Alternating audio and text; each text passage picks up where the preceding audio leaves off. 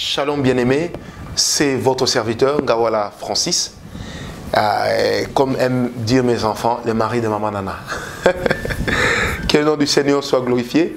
Je suis encore très heureux de vous retrouver aujourd'hui et de me retrouver sur vos petits écrans, télévision, ordinateur, téléphone, peut-être même radio. Ma prière est que le Seigneur puisse être avec vous. Alors, ce matin, nous sommes toujours dans notre enseignement sur le chemin de votre grandeur. Aujourd'hui, j'aimerais commencer un nouveau chapitre, toujours dans cet enseignement, sur les hommes du grand.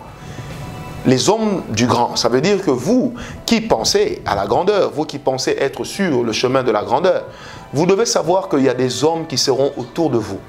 Avant de décortiquer les différents types d'hommes, parce que j'ai taillé ça sur plusieurs séances, avant de parler sur les différents hommes, j'aimerais d'abord parler sur le fait que tout leader a toujours besoin des personnes autour de lui.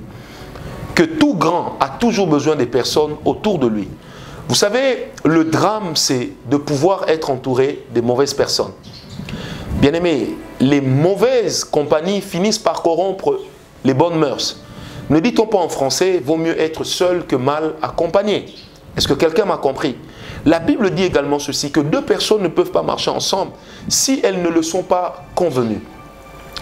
Par là, je vais simplement dire ceci, c'est que lorsque les gens ne sont pas capables de se convenir sur un objectif, ça veut simplement dire que ces personnes ne peuvent pas converger ensemble vers le même point. Chers amis, écoutez-moi très bien. Nul n'est déjà devenu grand par lui-même. Chacun est devenu grand par quelqu'un d'autre. La Bible dit, tel est grand, il y en a un autre qui est au-dessus de lui. Bien-aimé, David, pour devenir grand, a eu besoin de la méchanceté de ses parents, qu'il envoyait paître le troupeau. Cela lui a donné le caractère et la capacité de pouvoir vaincre le lion et l'ours. Et lorsqu'il a vu Goliath, il a vaincu Goliath.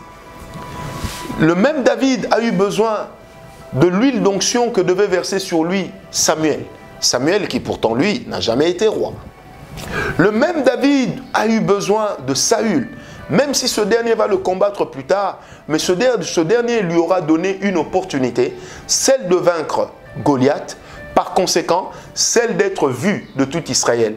Qu'il vous souvienne, avant la victoire sur Goliath dans 1 Samuel 17, David, qui était-il? Il était le fils d'Isaïe. Qui était-il? Il était le chantre, celui qui jouait de la harpe pour calmer les mauvais esprits qui agitaient le roi. Qui était-il? Il était le petit frère que l'on pouvait envoyer sur le champ de bataille pour aller nourrir ses frères parce qu'à lui on ne prêtait aucune force. Et il était ce petit homme auquel son frère pouvait dire « Je connais ta malice, je connais ton orgueil, je connais tes prétentions. » Est-ce que quelqu'un me comprend? Bien-aimé, tout homme pour devenir grand a eu besoin de quelqu'un. Pour que David devienne grand, n'a-t-il pas eu besoin d'utiliser des personnes jadis bandits qui l'ont rejoint dans la caverne d'Adoulam, mais des personnes qui l'ont hissé à la royauté, des personnes qui ont soutenu sa royauté?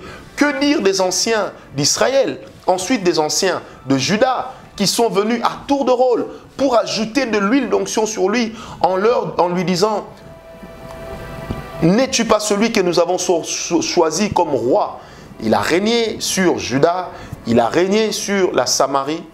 Sans faire de guerre, il a pris le pouvoir. Simplement pourquoi? Parce que Dieu avait suscité des hommes. Tout homme qui va vers la grandeur doit avoir des hommes. Regardez l'histoire de David. Lorsqu'il prend Jérusalem, il commence par bâtir la cité de David. Il y établit l'arche de l'Éternel. Mais qui habitait dans la cité de David? Les héros de David. Qui était dans la cité de David? Joab et toute sa troupe. Conséquence heureuse, c'est que David avait la capacité, ou il avait la possibilité d'aller adorer Dieu de nuit. Pourquoi? Parce qu'il se savait toujours en sécurité.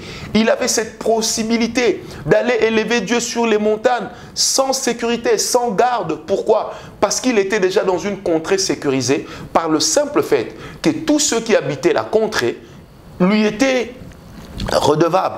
Tous ceux qui habitaient la contrée, c'était des personnes qui lui étaient loyales, qui lui étaient dévolues. Bien-aimés, les hommes des grands existent. Les personnes qui doivent entourer les grands existent.